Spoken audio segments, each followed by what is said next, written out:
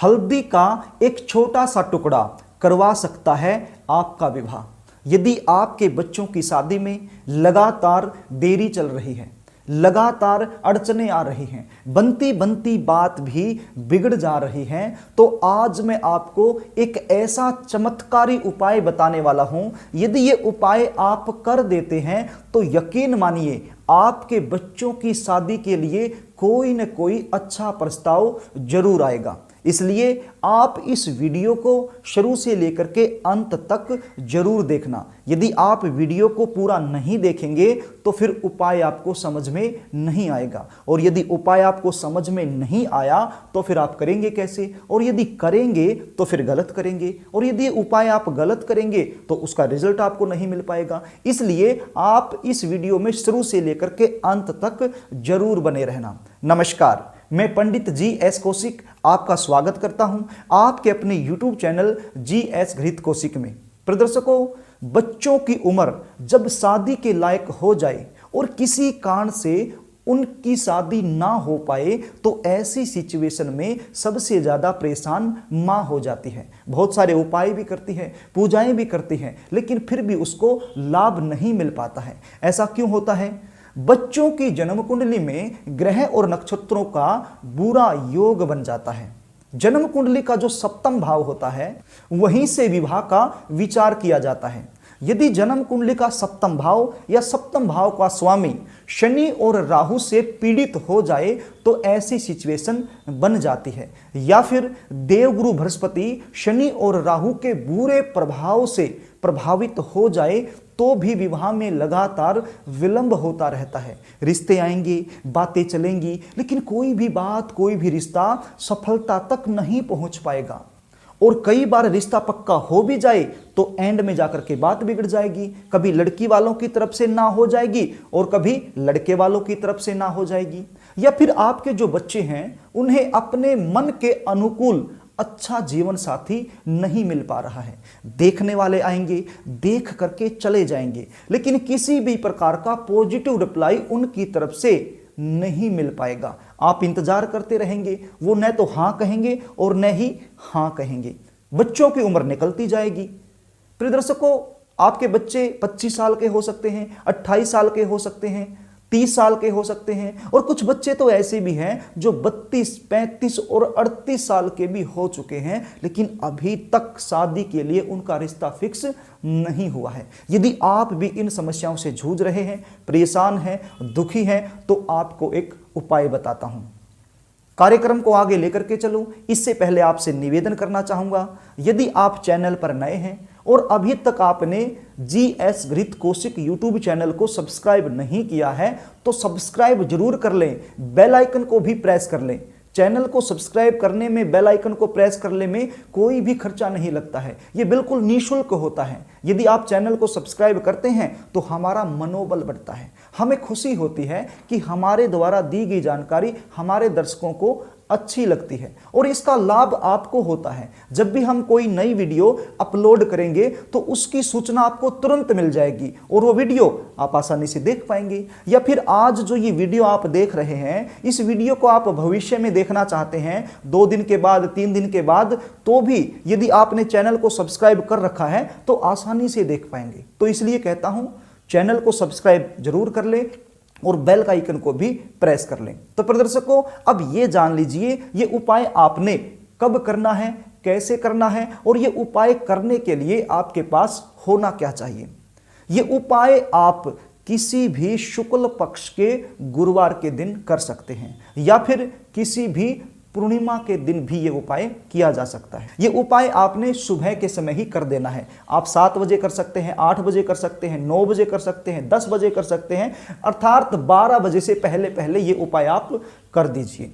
अब ये जान लीजिए ये उपाय आपने कैसे करना है। ये उपाय करने के लिए आपके पास क्या होना चाहिए?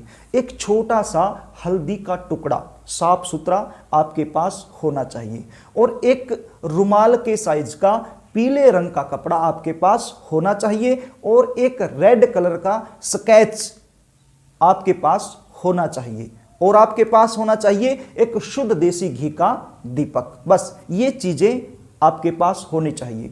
जो हल्दी का टुकड़ा है, उस हल्दी के टुकड़े पर आपने लाल रंग के स्केच की सहायता से लिखना है शुभ विवाह। क्या लिखना है? शुभ विवाह।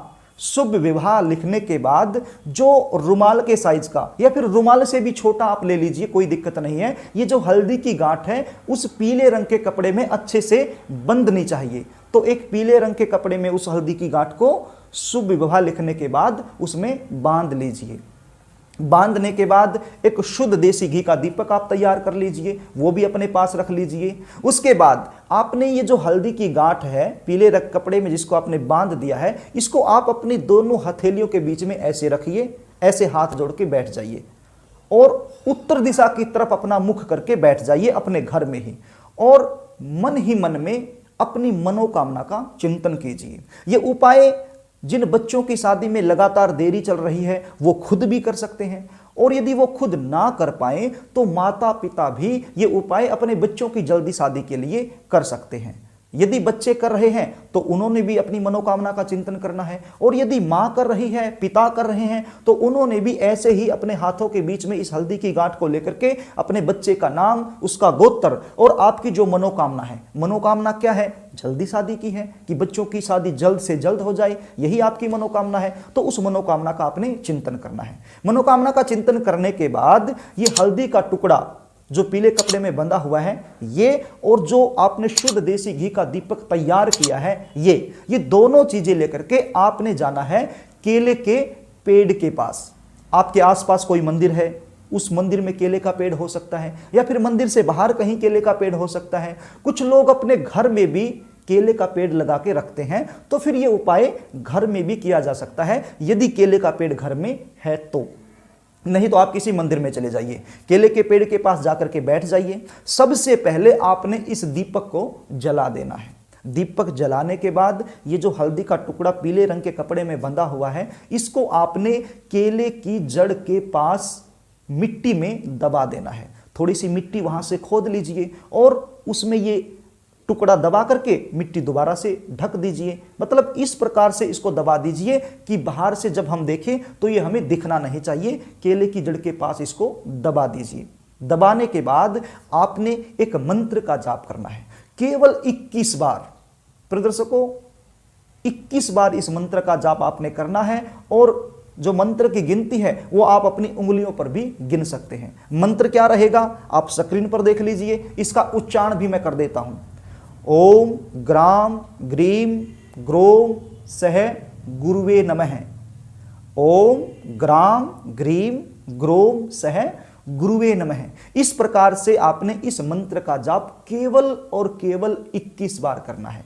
21 बार से कम नहीं होना चाहिए, ज्यादा हो जाए कोई समस्या नहीं, लेकिन 21 बार से कम नहीं होना चाहिए। मंत्र का जाप करने के बाद पुनः आपने अपनी मनोकामना का चिंतन करना है, विष्णु भगवान का ध्यान करना है और उनसे प्रार्थना करनी है कि हे परमपिता परमेश्वर, हे विष्णु भगवान, मेरे बच्चों की शादी में लगातार देरी चल रही है, जबकि जो मेरे बच्चे हैं वो शादी के लायक हो चुके हैं और हर चीज से परिपूर्ण है, सब कुछ है हमारे पास, लेकिन शादी में ही समस्या आ रही है। तो आप इस समस्या को दूर करें, आप कोई ना कोई ऐसा चमत्कार करें कि हमारे बच्चों की शादी के लिए कोई ना कोई अच्छा रिश्ता आए और वो फिक्स हो जाए। प्रार्थना आपने बिल्कुल हृदय से, मन से, भाव से, समर्पण भाव से करनी है। तो प्रदर्शकों, भगवान विष्णु आपकी मनोकामना को पूर्ण करेंगे। एक ही दिन का उपाय, इतना आसान उपाय, किसी भी गुरुवार के दिन कर दो, शुक्ल पक्ष का गुरुवार होना चाहिए, और या फिर किसी भी पूर्णिमा के दिन इसको कर दो। एक ही बार करना है और एक ही दिन करना है। बहुत जबरदस्त उपाय है, मैंने इस उपाय को आजमाया है, तो आपने भी ये उपाय अपने बच्चों की जल्दी शादी के लिए जरूर करना है। प्रदर्शकों, यदि आप अपने बच्चों की जन्म कुंडली का विश्लेषण मुझसे करवाना चाहते हैं, जानना चाहते हैं कि विवाह में लगातार देरी क्यों हो रही है, विवाह कब होगा, विवाह के बाद का जीवन कैसा रहने वाला है, विवाह कौन सी दिशा में होगा, विवाह कैसे परिवार में होगा, जीवन साथी कैसा मिलेगा, इन सब के बारे में यदि आप जानना चाहते हैं या फिर विवाह के अलावा कोई और भी समस्या आपके जीवन में चल रही है और उसका भी आप ज्योतिषीय समाधान चाहते हैं, तो स्क्रीन पर दिए गए व्हाट्सएप नंबर पर आप अपनी समस्या टाइप करके मेरे पास भेज सकते हैं। आप अपनी जन्म डिटेल लिखकर मेरे पास भेज सकते हैं। मैं पूरी कोशिश करूंगा आपकी जन्म कुंडली का सटीक विश्लेषण करके आपकी सहायता करने की। तो प्रदर्शकों, यदि आपको कार्यक्रम अच्छा लगे तो वीडियो को लाइक कर देना, शेयर कर देना, कमेंट भी करना, और यदि अभी तक आपने चैनल को सब्सक्राइब नहीं किया है तो हमसे जुड़े रहने के लिए चैनल को सब्सक्राइब जरूर कर लेना। आज के लिए बस इतना ही, आगे फिर मिलेंगे, तब तक के लिए नमस्कार।